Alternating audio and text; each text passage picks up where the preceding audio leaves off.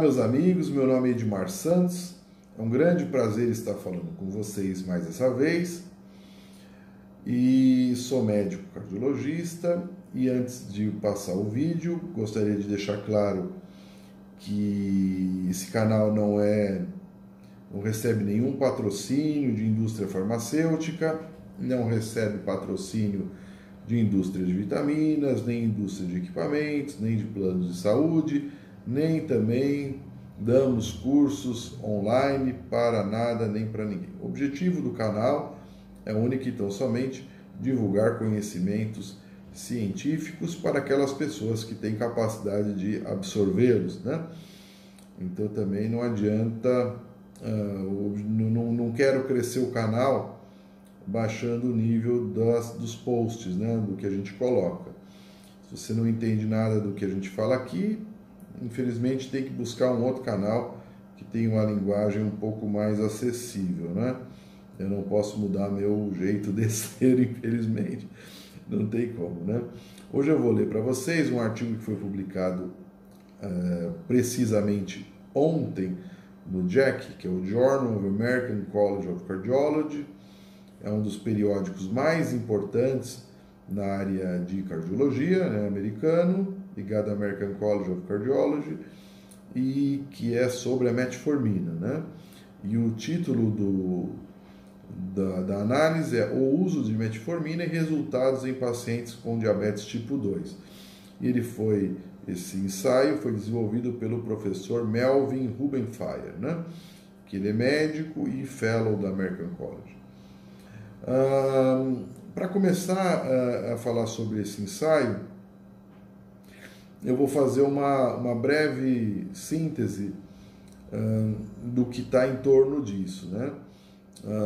Existem drogas novas que não contemplam o uso da metformina como opção primária de tratamento. E as diretrizes, tanto da American Diabetes Association, da ADA, quanto a EASD, que é a Associação Europeia de Diabetólogos, né? Como dos endocrinologistas clínicos nos Estados Unidos, recomendam sim o uso da metformina como primeira escolha no tratamento do diabetes. Isso tem várias razões, né? A primeira delas é porque ela ocupa mais sítios no chamado octeto de Defronzo, que está ligado então diretamente ao metabolismo da insulina e da glicose, e isso é muito importante, né? Quanto mais sítios você atuar, mais benefícios você vai promover para o teu paciente, né? Contudo, a metformina foi estudada aí no estudo UKPDS, que é United Kingdom Prospective Diabetes Study, que foi um estudo dos anos 80, né? Foi um estudo de intervenção, foi comparado, então, eram indivíduos recém-diagnosticados com diabetes no Reino Unido e eram tratados imediatamente, né?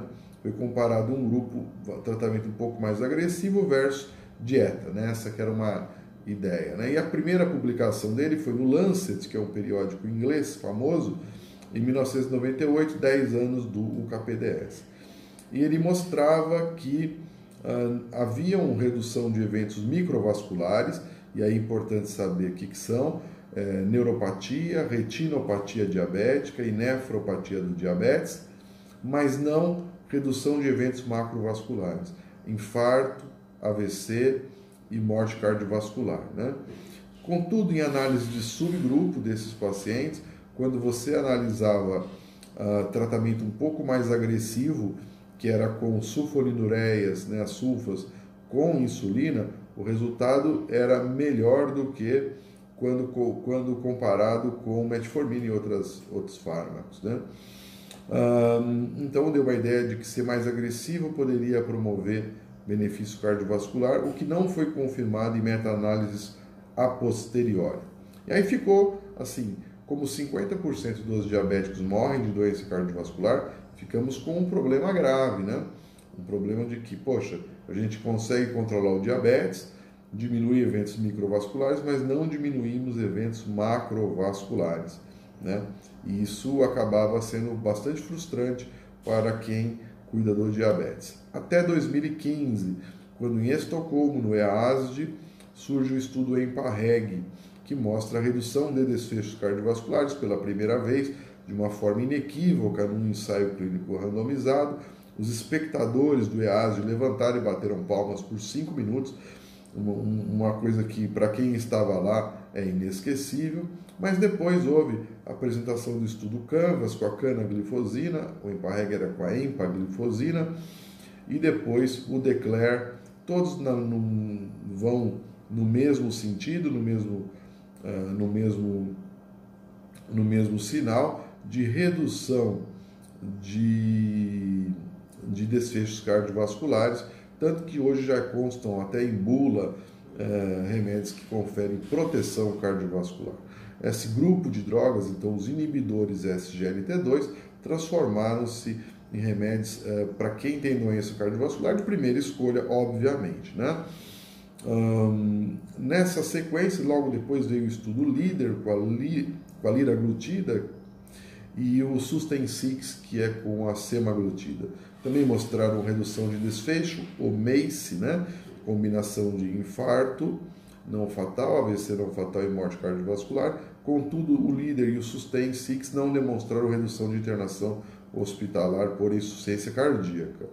Já nesses outros, houve redução, sobretudo, de desfechos por insuficiência cardíaca, né? Redução de hospitalização por insuficiência cardíaca. Até no DECLARE foi colocado como um desfecho coprimário, uma vez que o EMPA-REG e o Canvas já haviam mostrado esse benefício, e ele é sim muito importante, né?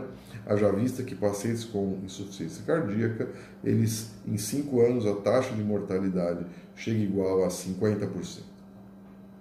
Mas fazendo esse breve preâmbulo, vamos chegar aqui ao nosso estudo de hoje, o SAVOR. Então, esse foi uma análise pós-hoc do estudo SAVOR Time 53, que comparou então o estudo de segurança da saxagliptina, né, que é o inibidor DPP-4, versus placebo. Foram avaliados nessa coorte 12.156 pacientes. Eles tinham, muitos deles, insuficiência cardíaca prévia, insuficiência renal prévia, né? 8.971 dos 12.156, ou seja, 74%, haviam usado em algum período ou durante todo o tratamento a metformina. Então, havia uma exposição à metformina, né? E foi avaliado, então, num intervalo de 2,1 anos, né? Nessa análise pós-hoc, pós-estudo, né? O que aconteceu, né? Um contingente grande deles também tinha insuficiência renal, né? E 13% deles tinham insuficiência cardíaca prévia, né? Então, em relação ao MACE, né? Que era um dos desfechos a serem estudados, né? Aquele que eu falei, o combinado, né? Que você não vai ter nenhum parente que, olha, meu tio morreu de MACE. Isso não existe, né? É um dado estatístico que ele combina três variáveis, 3 eventos, né? Infarto não fatal, morte cardiovascular e AVC não fatal. Mas o MACE mesmo, ninguém morre de MACE, né?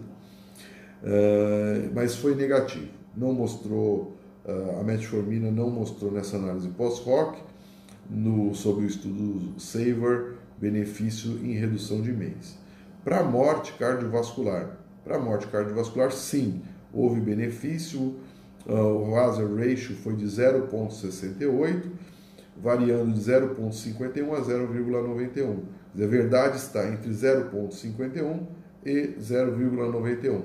Quer dizer, 0,68 significa que houve uma redução de morte cardiovascular na ordem de 32%. É bastante mesmo. E mortalidade por todas as causas era o terceiro desfecho a ser avaliado. O outcome foi o hazard ratio de 0,59, variando 0,75, me desculpem, variando de 0,59 a 0,95, ou seja, a verdade está entre 0,59 e 0,95, né? Seria o range aí. Então, o 0,75 significa uma redução de 25% de eventos de morte cardiovascular, morte por todas as causas. Então, muito bom esse resultado. Claro que uma análise pós-hoc não é possível você fazer ilações muito profundas sobre essa análise.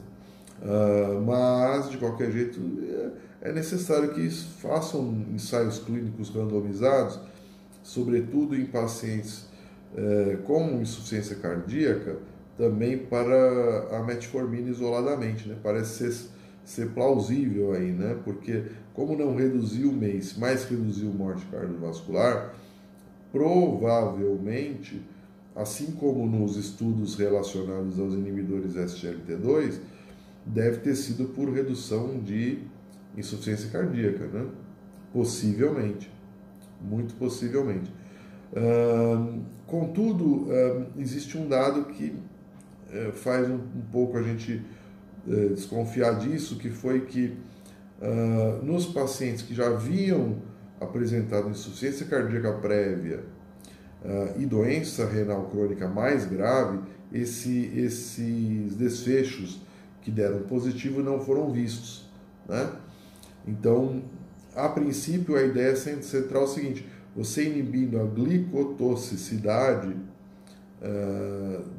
da glicose sobre o miócito do coração, ou melhorando também a microcirculação, que fica muito alvo da glicotoxicidade, quer seja o miócito, quer seja a microcirculação, você reduziria a insuficiência cardíaca, conseguiria preveni-la, mas não tratá-la com esse fármaco, com a metformina. Mas tudo isso é especulação, né? Ele surge, esse estudo, de forma interessante, mostrando que uma droga tão simples, tão usada no Brasil, o glifage é um dos mais usados, se não o mais usado para diabetes, seja capaz de promover tanto benefício, né?